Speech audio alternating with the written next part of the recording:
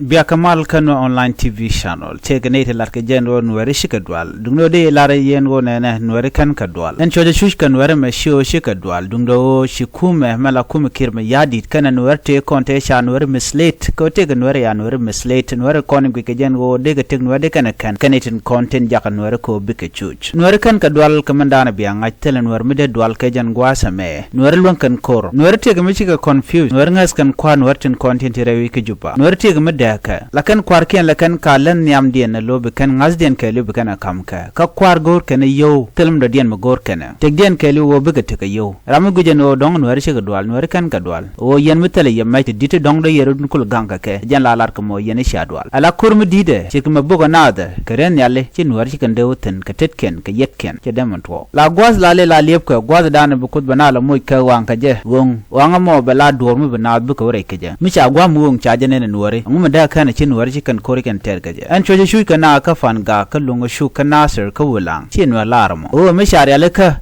shaytanan shalga kirma yadi kana ji kwara anya confusion di te kan Nuer kona shu ga jakelen kirma yadi Nuer kona ngaske Nuer tin da wini adumula doro da lar la to ya ga den ngat kaneti ti ko kan la kan be ka kwak ba ngani dongo to ganeti go la kana apel ka rwanti go tin content bera to dien dundo Nuer te gambo kona ngai gwasame te gwano bana ran ban jenget kam la da ne je loro bang ka run baro da riet kona la gwanteran na loba kola nak reng Nuer jane Nuer shikara muchi mi jegla chikana gorpin chikana gorno bikan lo sholo gwada dana tanyam are kel mudire namo mite gramshi mi jeg nak chanang na Nuer mi chirun chika wala je ya palka shirke meche to koron kin dangre duwal jok ler shi ne shina de mloy mara ka jang ke shina de mloy Nuer shina de loy mara kan ne kona shal kan Nuer wo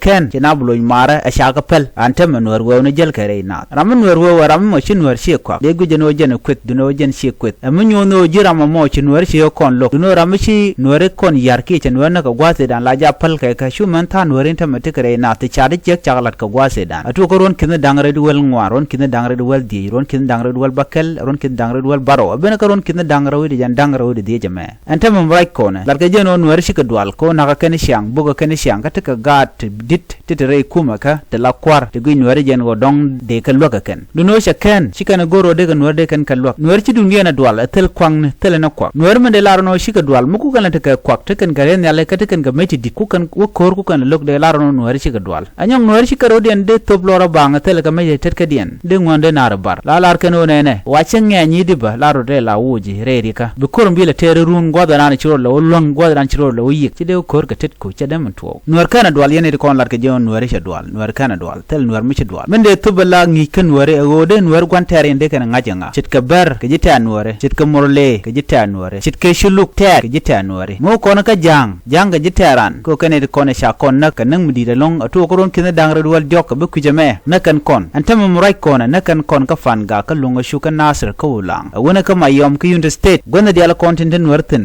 na ka ke ador shal ka jang tine Nuer kana duwal mulari ye tok de man kan duwal ga jane mi gane shi duwal de je sha ga de Jordini Uganda sha ga de jor RSF ala Rapid Support Force rabola nying Sudan dio ja chaga de le jor Nuer mi dwal ba chaga de le jor ne kien lan Nuer ko tem right kona ka Nuer kana Nuer nyenyo tiga Nuer kana jang mo kwa yan je pinya no Nuer kana jang nyenyo dio ja jang chi ka pot no wal anyok Nuer kana dwal Nuer tikan ka gwar kan ka kwar duno kwar ken tele ka long tele ka power chir ka kwar kontre do Nuer tele ka long kwar konen te ka long ka kwar ten konen kel ke hut shal ga kirma yadide anyong Nuer la ja pel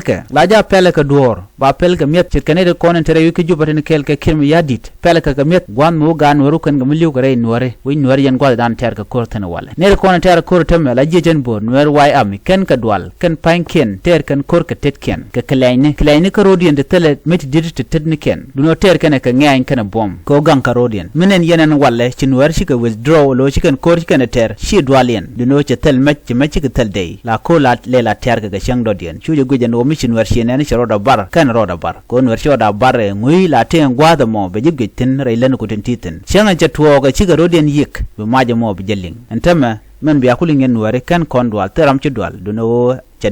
dang na kon ka ta dana dong de kon ko de kon ter ga je ko tel kon mecc tel kon gwa mede kon kula lwakten ka tel guñ mede kon moy ka meja baga jugo no moja nay ka meja run bene ye moy ka yow teleja ka kwar kon di chiga dwal ramu chwala dwal ramu te kel ka gwanter en ramu mo ka dwale be gurno boroda la kuje dana le chie gwane jen ne de konter kor tama chika kwar chika politician ne kane de kone la jejen bor te la gad wech ne ken ten ching lora bang te la por kane ten gorga jen oden wa de ching kamal chika ne de ti te mie de ti te ka yote tin te reng ne kwa kum le la jaka ko na la onang ne dawi gwan mutalami je talami de kan jikten changa kel te nyo ne ne ngum la kuma jaka mu banwer ba ko onang ne dawi gwan mutal lien mu de kan o chamten gwan mu kut mutal mutaten ngum kuke ko do la rana jage ko mute ka kun muten gwada mi jen buran kula jaktena nasara ngude tena fanga ngude tena longa chu ngude tena ka gwad liet nga yen ka katin pa loch liet ten ya ka yunde stay liet ten ya gon ko kena konti liet ten muk kang yen liet but Nuer territory gwada konti Nuer ten ngum na ke na ten yo yen mananat yo yen gwananat yo yen gad bogen ka karen yale namo ramu dwal la jen la lar ka ramu dwal la gan muto la doja ba la chero da bullo na kirma yadi me ramu ngenya la to lo ngenya ngum use kan ganshim ne ke je